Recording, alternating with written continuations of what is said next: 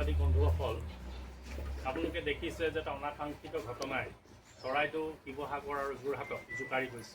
ইতিমধ্যে প্ৰলয়ংকাৰী বানপানীৰ চাৰখাৰ কৰিছে। মানুহে বিভিন্ন পানীত হাঁহ নচৰাৰ দৰে এটা পৰিৱেশ পৰিস্থিতিৰ উদ্ভৱ হৈছে। আৰু এই সময়ত আটাইতকৈ ডাঙৰ কথা এইটোৱে হৈছে যে চৰকাৰী গোটেই ব্যৱস্থাটো ইয়াত ইতিমধ্যে বিফল হৈছে। বিভিন্ন ক্ষেত্ৰত এতিয়াও মানুহ আছে য'ত সাহায্য ইতিমধ্যে তেওঁলোকে প্ৰদান কৰিব পৰা হোৱা নাই, বা যি ধৰণৰ আন্তঃগাঁথনি চৰকাৰখনলৈ যি ক্ষিপ্ৰতাৰে তেওঁলোকে কাম কাজখিনি আগবঢ়াই লৈ যাব লাগিছিল, সেই ক্ষেত্ৰত আমি দেখিবলৈ পোৱা নাই।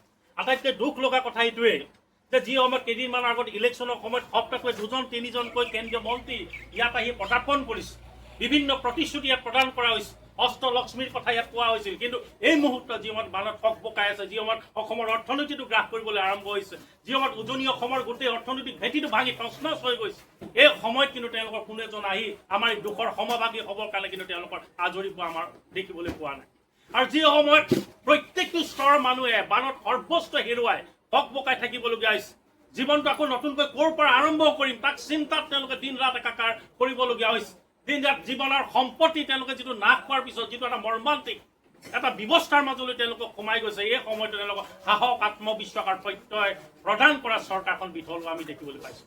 আৰু সেইকাৰণে বীৰ লাচিত সেনা অসমৰ কেন্দ্ৰীয় সমিতিৰ তৰফৰ পৰা আমি মাননীয় প্ৰধানমন্ত্ৰী ডাঙৰীয়ালৈ এখন আমি স্মাৰকপত্ৰ প্ৰদান কৰিছোঁ, দাবী সম্বলিত স্মাৰকপত্ৰ প্ৰদান কৰিছোঁ। অনতি বিলম্বে এটা ব্যৱস্থা গ্ৰহণ কৰিবৰ কাৰণে তেওঁক আহ্বান জনোৱা হৈছে। তাৰ সমান্তৰালভাৱে অসমৰ শ্ৰীযুত হিমন্ত বিশ্ব শৰ্মা মুখ্যমন্ত্ৰী ডাঙৰীয়াকো এখন স্মাৰকপত্ৰ প্ৰদান কৰা হৈছে। স্মাৰকপত্ৰত আমি কিছু দাবী দিছোঁ। তাৰ দাবী হিচাপে 1 নম্বৰত আমি কৈছোঁ যে শিৱসাগৰ, যোৰহাট, চৰাইদেউ জিলাৰ বাবে 5,000 কোটি টকাৰ বিশেষ সাহায্য আৰু পুনৰ সংস্থাপন পেকেজ তাৎক্ষণিকভাৱে মঞ্জুৰ কৰিবলৈ কেন্দ্ৰ চৰকাৰৰ ওচৰত শক্তিশালীভাৱে উত্থাপন কৰি মঞ্জুৰ কৰাৰ ব্যৱস্থা গ্ৰহণ কৰক। বানত মৃত্যুবৰণ কৰা প্ৰতিজন মৃতকৰ পৰিয়ালক চৰকাৰী অন্যান্য সাহায্যৰ উপৰি 20 লাখকৈ এককালীন ক্ষতিপূৰণ প্ৰদান কৰক। প্ৰতিটো গুৰুতৰভাৱে ক্ষতিগ্ৰস্ত পৰিয়ালক 10 লাখকৈ আৰ্থিক সাহায্য প্ৰদান কৰি গৃহ পুনৰ নিৰ্মাণ, জীৱিকা পুনৰ সংস্থাপন আৰু প্ৰয়োজনীয় সামগ্ৰী পুনৰ ক্ৰয়ৰ ব্যৱস্থা কৰক। কেন্দ্ৰীয় জল আয়োগ আৰু অন্যান্য বিশেষজ্ঞ সন্থাৰ সহযোগত উচ্চ পৰ্যায়ৰ তদন্ত কমিটি গঠন কৰি বানৰ প্ৰকৃত কাৰণ অনুসন্ধান কৰাৰ ব্যৱস্থা কৰক। 5 নম্বৰ, ক্ষতিগ্ৰস্ত পথ, সেতু, মথাউৰি, বিদ্যালয়, চিকিৎসালয়, জলসিঞ্চন ব্যৱস্থা, খোৱাপানীৰ আঁচনি আৰু অন্যান্য ৰাজহুৱা আন্তঃগাঁথনি যুদ্ধকালীন ভিত্তিত পুনৰ নিৰ্মাণ কৰক। কৃষি, পশুপালন, মীন পালন, দোকান পোহাৰ, ব্যৱসায়িক প্ৰতিষ্ঠান, যান বাহন আৰু অন্যান্য সম্পত্তিৰ ক্ষতিৰ বাবে পূৰ্ণ ক্ষতিপূৰণ প্ৰদান কৰক। কৃষক, মৎস্যজীৱী, পশুপালক, চাহ বাগিচাৰ শ্ৰমিক, ক্ষুদ্ৰ ব্যৱসায়ী, শিল্পী, পৰিবহণ ব্যৱসায়ী আৰু দিন হাজিৰা শ্ৰমিকৰ বাবে বিশেষ জীৱিকা পুনৰুদ্ধাৰ আঁচনি গ্ৰহণ কৰক। আৰু শেষত কৈছিল উজনি অসমৰ বাবে স্থায়ী বান নিয়ন্ত্ৰণ আৰু নদী ব্যৱস্থাপনা পৰিকল্পনা প্ৰস্তুত কৰি নদীৰ সংস্কাৰ, মথাউৰি শক্তিশালীকৰণ, জলাশয় পুনৰুদ্ধাৰ, আধুনিক বান পূৰ্বাভাস ব্যৱস্থা আৰু আন্তঃৰাজ্যিক সমন্বয় নিশ্চিত কৰাৰ ব্যৱস্থা কৰিবৰ কাৰণে এই দাবী সম্বলিত স্মাৰকপত্ৰ ইতিমধ্যে প্ৰদান কৰা হৈছে। এতিয়া কথাটো হৈছে এই যে 12টা দিন আপোনালোকে দেখিছে, এই 12টা দিনত এটা কথা আটাইতকৈ গুৰুত্বপূৰ্ণ এই কথাটোৱে হৈছে, আৰু সেই কথাটো হৈছে যে অসমৰ সৰ্বস্তৰ মানুহে, উজনি নামনি মধ্য সৰ্বস্তৰ মানুহে বিধাহীনভাৱে তেওঁলোকে মুকলিকৈ ওলাইছে, অসহায় জনগণৰ পক্ষত এই আৰ্তজনৰ কাষত তেওঁলোকে থিয় হ'বৰ কাৰণে আগবাঢ়িছে। যি সময়ত সাম্প্ৰদায়িক বিষবাষ্প বিয়পাবৰ কাৰণে চেষ্টা কৰা হৈছিল, মেৰু বিভাজনৰ এক ৰাজনীতি আগবঢ়াই লৈ যোৱা হৈছিল, সেই সময়ত হিন্দু মুছলমানক উদ্ধত হ'বলৈ মানৱতাৰ পক্ষত থিয় হৈছে। মই ভাবোঁ যে জাতিটোৰ কাৰণে, সমাজখনৰ কাৰণে এতিয়া খুব শুভ চিন্তা, এটা আশাৰ বতৰা বুলি আমি অনুভৱ কৰোঁ। কিন্তু এনেকুৱা সমস্যাটো আমি দেখিছোঁ যে আমাৰ এই ভৌগোলিক যিটো প্ৰাকৃতিক যিটো বেষ্টনী আছে, ইয়াৰ পৰাই যিবিলাক বস্তু লৈ বহুবিলাক কোম্পানীয়ে নিলগত গোটেই পৃথিৱীত দপদপাই আছে, আমাৰ ONGCকে আদি কৰি অইল আছে, NRL আছে, তেওঁলোকে কিন্তু এই সময়ত দুখত সমভাগী হোৱা আমি দেখিবলৈ পোৱা নাই। অসহায় জনগণৰ পক্ষত থিয় হৈ তেওঁলোকক সাহস দিবৰ কাৰণে যি ধৰণৰ মিনিমাম তেওঁলোকৰ ন্যূনতম যিটো পদক্ষেপ গ্ৰহণ কৰিব লাগিছে, লোৱা নেদেখিলোঁ। তেওঁলোকে মৌন হৈ থকাটো আটাইতকৈ গৰিহণাৰ যোগ্য। তাৰ লগে লগে যিমানবিলাক চিমেণ্ট কোম্পানী আছে, যিমানবিলাক প্ৰশাসনিক, যিবিলাক পঞ্জীয়নভুক্ত কোম্পানী আছে, এই কোম্পানীবিলাকত তেওঁলোকে যিটো সামাজিক দায়বদ্ধতা আঁচনিৰ আণ্ডাৰত যিবিলাক বস্তু দিব লাগে, বা এই মানুহখিনিৰ ওচৰত থিয় হোৱাৰ যিবিলাক তেওঁলোকে সামাজিক দায়বদ্ধতা তেওঁলোকে প্ৰদৰ্শন কৰিবলগীয়া আছিল, এই প্ৰদৰ্শন কৰা কিন্তু আমি দৃষ্টিগোচৰ হোৱা। তাৰ লগে লগে আপুনি দেখিব, কেইদিনমান আগত আপুনি দেখিছিলে যে ক'ৰবাত দিল্লী পাব্লিক স্কুলৰ নামতো শ কোটি টকা এই ONGC নামৰ কোম্পানীয়ে তেওঁলোকক দিছে, CSR ফাণ্ডৰ ফালৰ পৰা দিছে। কোনোবা ৰাজনৈতিক আশিকধন্য ব্যক্তি তেওঁলোকৰ প্ৰতিষ্ঠানক এই কোম্পানীবিলাকে হাজাৰ হাজাৰ টকা, শ কোটি টকা তালৈ দিছে। কিন্তু ইয়াতে থাকি এই প্ৰাকৃতিক ভূগৰ্ভৰ পৰাই সম্পদ লৈ পিনি লুণ্ঠন কৰি দপদপাই থকা কোম্পানীবিলাকে কিন্তু এই অসময়ত শিৱসাগৰ মানুহ চৰাইদেউৰ মানুহ বা যোৰহাটৰ মানুহখিনি ক্ষেত্ৰত পক্ষত তেওঁলোকে তিওৱা নাই, তেওঁলোকে মৌন হৈছে। গতিকে আহিবলগীয়া সময়ত এই কথাখিনি আমি খুব সূক্ষ্মভাৱে দৃষ্টি ৰাখিম। আৰু যিমানবিলাক কোম্পানী ইয়াত আহি তেওঁলোকে সামাজিক দায়বদ্ধতাৰ যিবিলাক আঁচনি তেওঁলোকে সঠিকভাৱে ৰূপায়ণ কৰা নাই, প্ৰত্যেকটো কাৰ্যালয় আজিৰ পৰাই মই বাৰু বীৰ লাচিত সৈনিকসকল কিন্তু তেওঁলোকৰ কাৰ্যালয় অফিচে দুৱাৰ কিন্তু টুকুৰিয়াবলৈ যাবলৈ আমি আগ্ৰহৰ হ'ম। গতিকে এই কথাখিনি আমি কৈছোঁ। গতিকে আমি এটাই বিচাৰোঁ যে দুখৰ সময়ত এই অনাকাংক্ষিত এই অঞ্চলৰ মানুহে কেতিয়াও বানপানী দেখা নাছিল।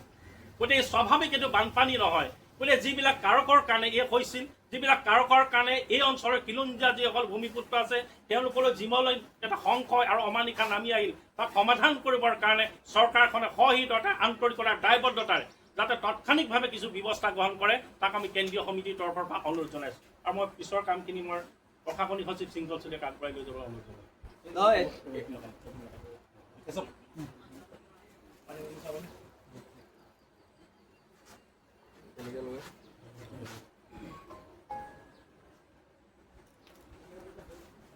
এতিয়া প্ৰথম কথাটো হৈছে নৰেন্দ্ৰ মোদীয়ে প্ৰধানমন্ত্ৰীয়ে প্ৰথম কৈছিলে এ ফৰ আছাম হ'ব। এতিয়া আমাৰ এ ফৰ আমনি লাগিছে, কাৰণ নৰেন্দ্ৰ মোদীক আমি দেখা নাই ইমান দিন, কথা বতৰাবোৰ তাত হৈছে। আৰু এতিয়া কথাবোৰ হৈছে ONGCও 5,000 কোটি টকা দিব লাগিব, চৰকাৰেতো দিব লাগিবই, ONGCও দিব লাগিব। নহ'লে ONGC ইডিক অৱস্থা কি কৰিম ONGC ইডিয়ে ভাবিবও পৰা নাই। আজি অসম চৰকাৰে, অসম পুলিচে আমাৰ ল'ৰাক চমত কেছ লগাই এৰেষ্ট কৰিব পাৰে, আমাৰ মুখ্য সচিবক এৰেষ্ট কৰিব পাৰে চমত কেছ লগাই। এই কেপি চাৰিআলিত এটা মানুহে ৰিলিফৰ পানী বিকি আছে, তাৰ ওপৰত চমত কেছ লগাই তাকে এৰেষ্ট কৰিব পৰা নাই। এতিয়া দোকানখন গৈ আমি তাত বেনাৰ লগাই দিম, ইয়াত দোকান খুলিব নোৱাৰে, কোনো কাৰণতে নোৱাৰে। সি শিৱসাগৰত দোকান খুলিব, শিৱসাগৰক লৈ ধেমালি নচলিব। ধেমালি চলিছে ইয়াত ধেমালি চলিছে, ধেমালি নচলিব। কিমান এক পেকেট মমৰ দাম 200 টকা কৰিছে, সেইবোৰ ব্যৱসায়ীক এৰেষ্ট কৰিব পৰা নাই। এক প্লেট কণীৰ দাম 300 টকা কৰিছে, সেইবোৰ ব্যৱসায়ীক এৰেষ্ট কৰিব পৰা নাই। কিন্তু আমাৰ ল'ৰাবোৰক এৰেষ্ট কৰিবলৈ অসম চৰকাৰ পুলিচ বিভাগে চমত কেছ লিখিবলৈ অনবৰতে ৰখি থাকে। ভয় আমি নেখাওঁ, আৰু যদি আমাক জেললৈ পঠিয়াই জেললৈ যাম কি কথা আছে, গুলিয়াই মাৰিলে গুলি খাম কি কথা আছে। কিন্তু ONGC আৰু অইলে ইয়াত যদি সাহায্য নিদিয়ে 5,000 কোটি টকা অইল আৰু ONGCৰ বিৰুদ্ধে এটা ৰিগ ইয়াত চলাব নিদিম, এটা ৰিগ চলাব নিদিম। ইয়াত গুণ্ডামি হৈছে, ইয়াত এইবিলাক কাৰবাৰ নচলিব, কোনো কাৰণত নচলিব। আজি শিৱসাগৰৰ আৰক্ষী প্ৰশাসন ব্যৰ্থ, কিয়? অসাধু যিখিনি ব্যৱসায়ী তেওঁলোকক এৰেষ্ট কৰি জেলত ভৰাব পৰা নাই। এই কাৰবাৰবোৰ নচলিব। আৰু বীৰ লাচিত থানাৰ কোনো সৈনিক ভীৰু কাপুৰুষ নহয়। পুলিচৰ কাম জেলত ভৰোৱা, আমাৰ কাম জেলত সোমোৱা। কিন্তু শিৱসাগৰ, যোৰহাট, চৰাইদেউক লৈ যদি কোনোবাই ব্যৱসায় কৰিবলৈ আহে তাৰ ওপৰত ব্যৱস্থা হ'ব, তেতিয়া পিটন দিয়া হ'ব। আৰু তেতিয়া আমাক গুণ্ডা ডকাইত বুলি কৈ লাভ নাই। কিন্তু এইটো কথা একদম স্পষ্টকৈ এতিয়াই কৈ দিছোঁ, অসম চৰকাৰক কৈ দিছোঁ। তেতিয়া কিন্তু আমাক গুণ্ডা ডকাইত চান্দাজীৱী এইবিলাক শব্দ নক'ব, এইবিলাক কোৱাৰ অধিকাৰ নাই। আৰু অসমৰ যিখিনি মিনিষ্টাৰ শিৱসাগৰলৈ আহিছে, চাইৰেনটো বজাই নাহিব, বৰ বেয়া দেখি। কিয় চাইৰেনটো বজাই আহিছে? ইয়াত ফেষ্টিভেল হোৱা নাই, ইয়াত বানপানী হৈছে। আৰু আপোনালোকৰ চাইৰেনৰ শব্দ শুনিবলৈ শিৱসাগৰ মানুহৰ মন নাই। আপোনালোকক দাবী জনাইছোঁ, চাইৰেনটো বজাই নাহিব, আপোনালোকৰ সেইটো অধিকাৰ হেৰুৱাই পেলাইছে। চাইৰেন বজাই ঘূৰি ফুৰা অধিকাৰ, চাইৰেন বজাবলৈ আহিছে এইটো সময়ত। অলপতো কিবা এটা লজ্জা কৰক আপোনালোকে। 103জন চৰকাৰী পক্ষৰ বিধায়ক আছে, 2খনকৈ গাঁৱৰ দায়িত্ব লওকচোন, 2খনকৈ গাঁৱৰ দায়িত্ব লওক প্ৰত্যেকজন বিধায়কে। আপোনালোকেতো যেতিয়া বিধানসভাত মানে ইলেকশ্যন খেলোতে তথ্য দাখিল কৰিছে, প্ৰায়কেইটা দেখোন কোটিপতি, প্ৰায়কেইটা কোটিপতি। কি কৰিব? পইচাবোৰ ওপৰত লৈ যাব নি? দি যাওক অসমৰ জনগণক, শিৱসাগৰ মানুহক, যোৰহাটৰ মানুহক দি যাওক পইচাখিনি। আপোনালোকৰ আয়ৰ উৎস কি? আপোনালোকে যে প্ৰশ্ন কৰে, আপোনালোকৰ ভক্তগণে যে প্ৰশ্ন কৰে আমাৰ আয়ৰ উৎস কি? আপোনালোকৰ কি আয়ৰ? আপোনালোকে ক'ৰ পৰা পইচা ঘটে সেইটো কওক। মই কম নেকি কোনকেইটা বিধায়কে এই কয়লা চিণ্ডিকেটৰ পইচা পায় হা এখন কয়লা গাড়ী যাব নিদিম যদি ক্ষতিপূৰণ নিদিয়ে ধেমালি পাইছে ইয়াত এইবোৰ ধেমালি নচলিব এখন কয়লা গাড়ী যাব নোৱাৰিব এইটো চিণ্ডিকেট কৰাটো মাৰ্ঘেৰিটাৰ চিণ্ডিকেট কৰাটো বি গণেশ সেইটোৱে পইচা দিব নোৱাৰে কোটি কোটি টকা আছে তাৰ ওচৰত সি শিৱসাগৰ ৰিলিফ দিব নোৱাৰে সাউথ ইণ্ডিয়াৰ মানুহে অসমত আহি চিণ্ডিকেট চলাইছে হা হ'ব পাৰে এইবিলাক চবৰে হিচাপ হ'ব হিচাপ কিন্তু চবৰে হ'ব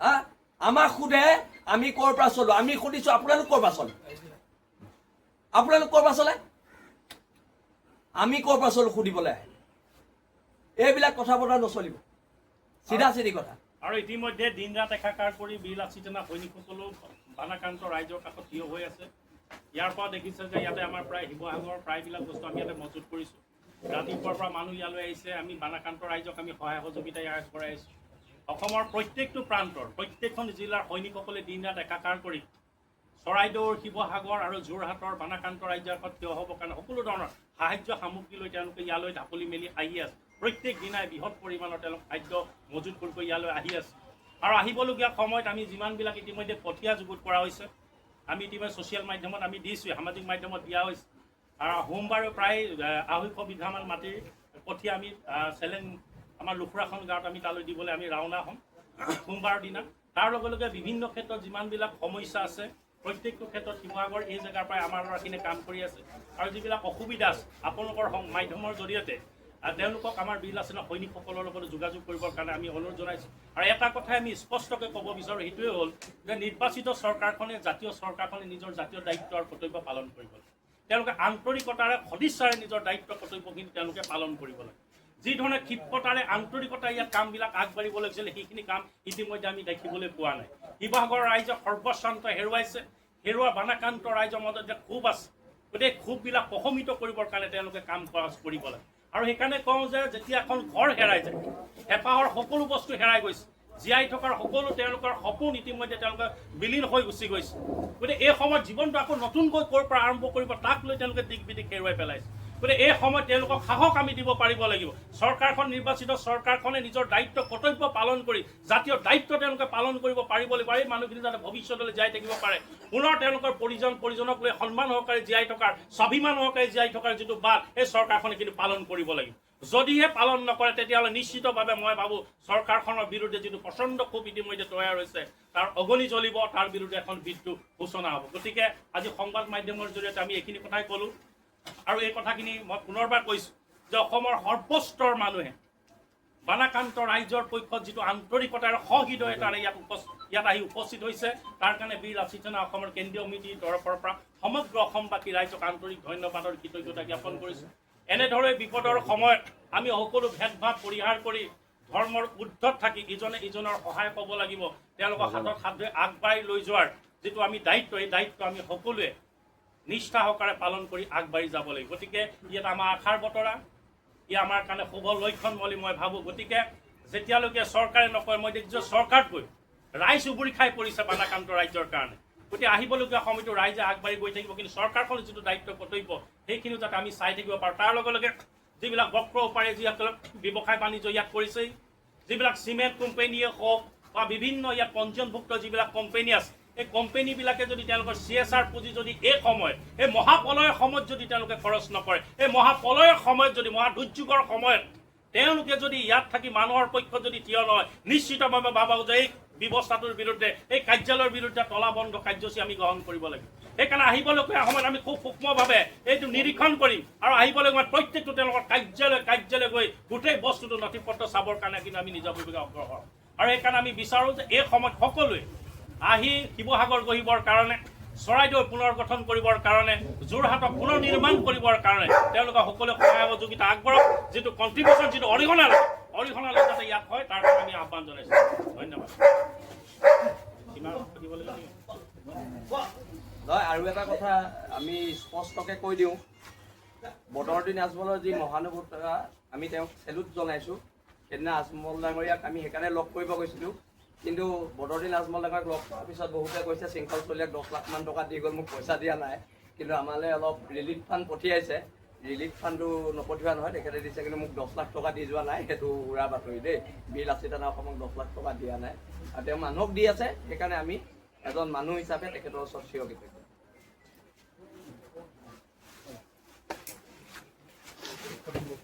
মইনে বদনাম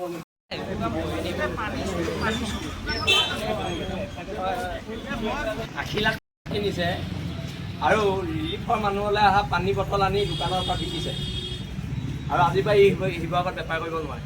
এইটো একদম চিধা চিধি কথা। এইটো আমি বীৰ লাচিত থানা অসমে আজি বন্ধ কৰি দিছোঁ, আৰু এই ভৱিষ্যতে এই অসমক ক'তোৱে বেপাৰ কৰিব, ক'তোৱে বেপাৰ কৰিবলৈ দিয়া নহ'ব। আৰু অতি শীঘ্ৰে পুলিচে চৌমদত কেছ ৰেজিষ্টাৰ কৰি আহিছোঁ, চৌমদত জেললৈ পঠিয়াওকচোন, জেলত বহুত জেগা আছে, পঠিয়াওক। এতিয়া বহুত আমাৰ শিৱসাগৰ জেলত বহুত জেগা আছে, পঠিয়াই দিওঁ। চৌমদত কেছ ৰেজিষ্টাৰ কৰি পঠিয়াই দিওঁ। এইখিনিয়ে কথা।